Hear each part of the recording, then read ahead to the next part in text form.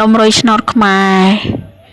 ទី5ខែ7 2026លេខអុកខ្ទង់មានខ្ទង់20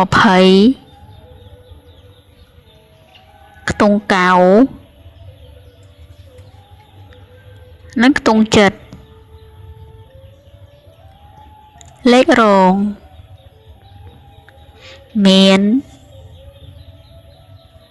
20កុដ95និង73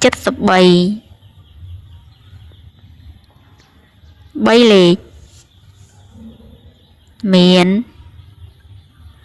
079និង716